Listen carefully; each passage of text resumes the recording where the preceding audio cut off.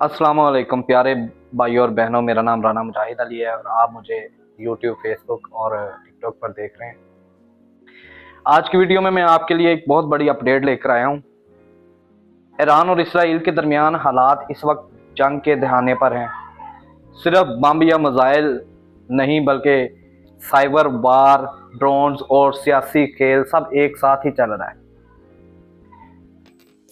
तो वीडियो को आखिर तक देखें क्योंकि आखिर में अपना ख़ास तज्जिया भी दूंगा जो आपको सोचने पर मजबूर कर देगा।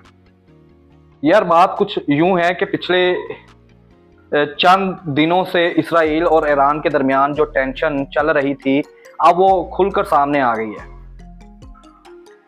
इसराइल ने तेहरान तेहरान ईरान का एक शहर है, उस पर बराह रास्त हमले किए, जिनमें फौजी अड्डे, न्यूक्लियर साइट्स और कमांडर सेनेटर्स टारगेट किए गए।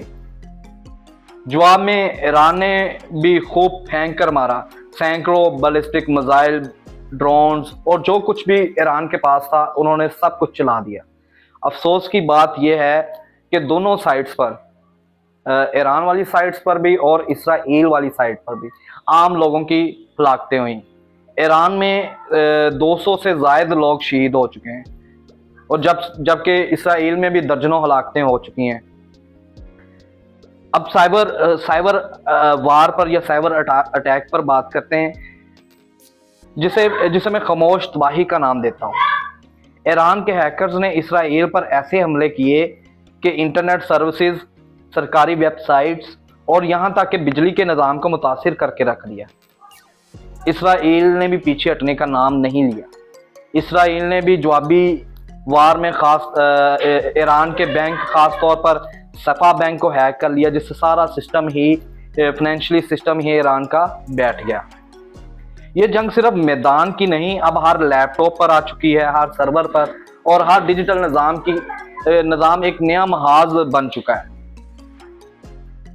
अब अमेरिका की बात करते हैं, अमेरिका का क्या रद्द अमल है। जी हाँ जनाब, अमेरिका की बात करते हैं। अभी तक अमेरिका पूरी तरह सामने नहीं आया, लेकिन ट्रंप साहब ने एक बहुत बड़ा बयान दिया है। ट्रंप साहब यानी डोनाल्ड ट्रंप, उसने बहुत बड़ा बयान दिया है। हमें अब कोई वक्ती सीज फायर नहीं बल्कि असली ख़त्म चाहिए। मतलब बात कहीं बड़ी लड़ाई की तरफ जा रही है।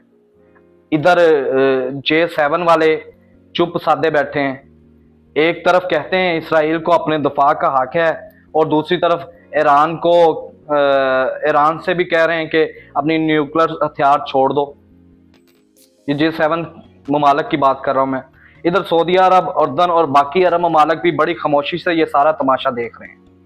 मतलब अब हर मुल्क सोच रहा है कि अपनी पोजीशन बचाओ, किसी और की जंग में मत कूदो। देखो, बात सच्ची ये है कि ये सिर्फ इसराइल और ईरान की लड़ाई नहीं बल्कि यह पूरी दुनिया के लिए एक वार्निंग है। अब जंग वो नहीं जो सिर्फ टैंक या बम से लड़ी जाती थी। अब जंग ड्रोन्स, हैकिंग, डाटा और प्रोपेगेंडा की जंग रह गई है। इससे ये भी पता चलता है कि हमारी पाकिस्तानी हुकूमत और इदारों को भी साइबर सिक्योरिटी पर भरपूर फोकस करना होगा। सोचो, अगर कल पाकिस्तान किसी साइबर अटैक का सामना करना पड़ गया तो क्या हम तैयार हैं? और दूसरी बात, इस पूरे सीन से एक बात तो वाज़िया हो गई, दुनिया के फैसले अब ताकतवर लोग नहीं बल्कि ताकतवर सर्वर करेंगे। यार सच पूछो तो दिल घबरा रहा है, क्योंकि ये जंग अब रुकेगी नहीं, आगे मजीद शिद्दत आएगी। ईरानी और इसराइली के दरमियान बड़ा राउंड हो सकता है।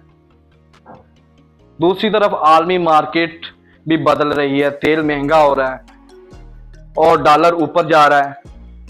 मेरा अंदाजा ये है कि अगर जल्द से जल्द ये मुज़ाकरात ना हुए तो जंग पूरे खित्ते में फैल सकती है,